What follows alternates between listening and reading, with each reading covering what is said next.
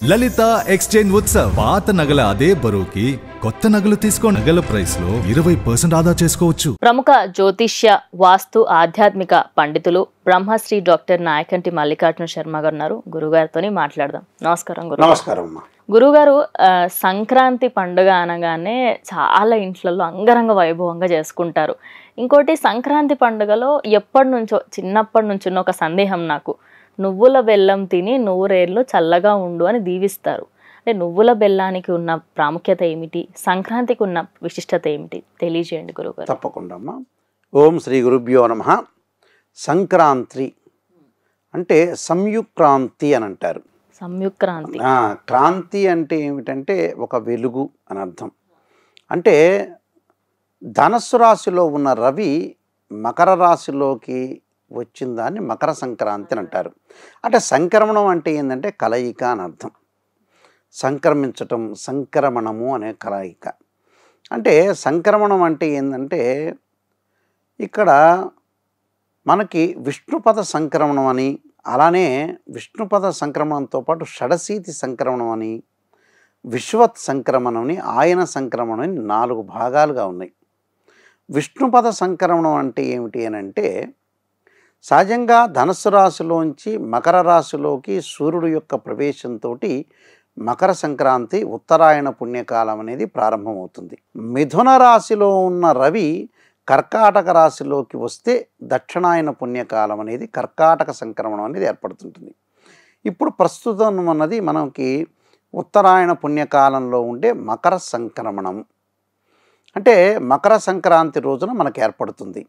అంటే సూర్యభగవానుడు ఈ సంవత్సరం అశ్వవాహనం పైన ఏదైతే మకర రాశిలోకి ప్రవేశం అనేది జరుగుతుంది.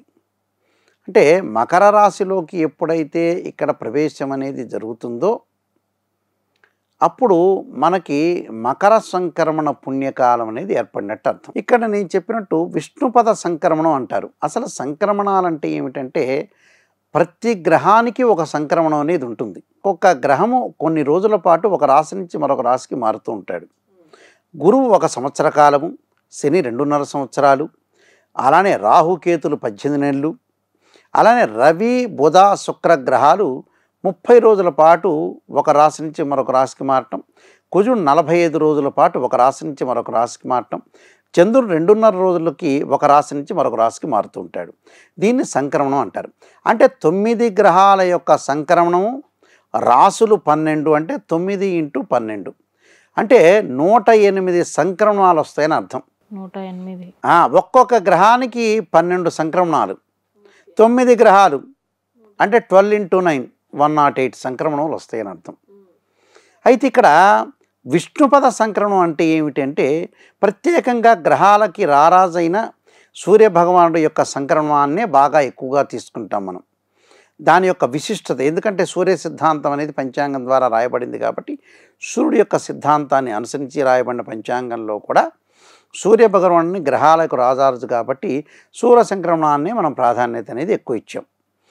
అంటే విష్ణుపద సంక్రమణం అంటే ఏమిటంటే సూర్యభగవానుడు వృషభము, సింహము, వృశ్చికము, కుంభరాశిలోకి సూర్యుడు ప్రవేశిస్తే దాన్ని విష్ణుపద సంక్రమణం అంటారు. అలానే షడశీతి సంక్రమణం అంటారు.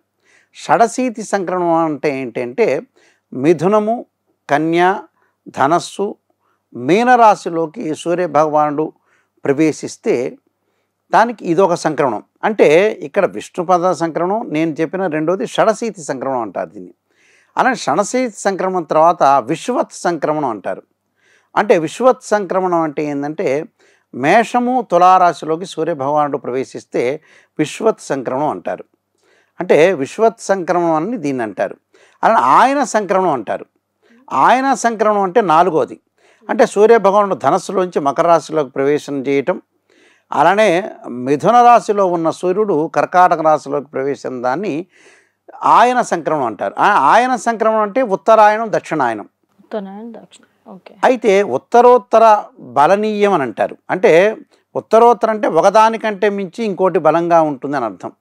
ఏమిటి మనకు ఫస్ట్ సంక్రమణం అంటే ఏమిటంటే విష్ణుపద సంక్రమణం అంటారు. విష్ణుపద సంక్రమణానికంటే కూడా బలమైంది షడశీతి సంక్రమణం. షడసీ సంక్రమణానికంటే కూడా బలమైంది విశ్వత్ సంక్రమణం అంటారు. అంటే విశ్వత్ సంక్రమణం అంటారు. ఈ విశ్వత్ సంక్రమణానికంటే కూడా బలమైంది ఆయన సంక్రమణం అంటారు. ఆయన సంక్రమణంలో కూడా దక్షిణాయన సంక్రమణం కంటే కూడా ఉత్తరాయణ సంక్రమణం అనేది చాలా బలమైంది అని అర్థం. అంటే ఒకదానికంటే మించి బలమైంది అని అర్థం. అంటే ఉత్తరాయణ పుణ్యకాలం అనేది చాలా బలమైనది. ఇక్కడే ఉత్తరాయణ పుణ్యకాలంలోనే మనం చేయాల్సినవన్నీ కూడా మకర సంక్రమణంలో ఏదైతే ధనస్సు రాశిలోంచి రవి శని స్వక్షేత్రమైన మకర రాశిలోకి ప్రవేశంతో తిలతర్పణాలు చేస్తారు. పితృదేవతలకి తర్పణాలు చేస్తారు. అంటే పితృదేవతలకి తర్పణాలు చేయటం అనేది ఆ రోజున చేస్తుంటారు.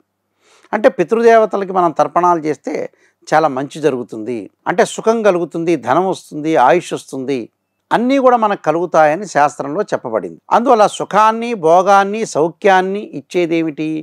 తిలతర్పణాలు. పితృదేవతల యొక్క అనుగ్రహం లభిస్తే మంచిది. నువ్వులతోటి తర్పణాన్ని వదులుతారు, తిలతర్పణాన్ని వదులుతారు మకర సంక్రమణ పుణ్యకాలంలో. అంటే వైకుంఠ ఏకాదశి రోజున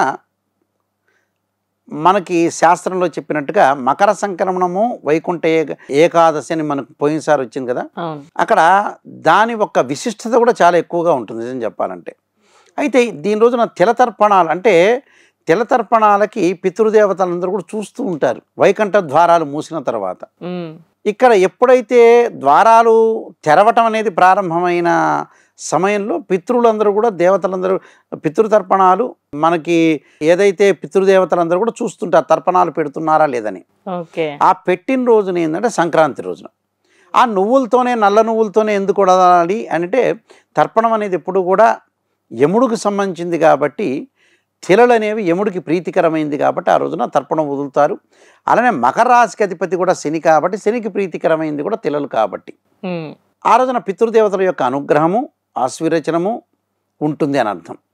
అలానే ముఖ్యంగా ఆ రోజున ఈ తర్పణాలతో పాటు రకరకాల వస్తువులు దానాలు ఇస్తూ ఉంటారు. నువ్వులు దానం ఇస్తారు, కూష్మాండ దానం ఇస్తారు, బెల్లం దానం ఇస్తారు ఆ రోజున చక్కగా.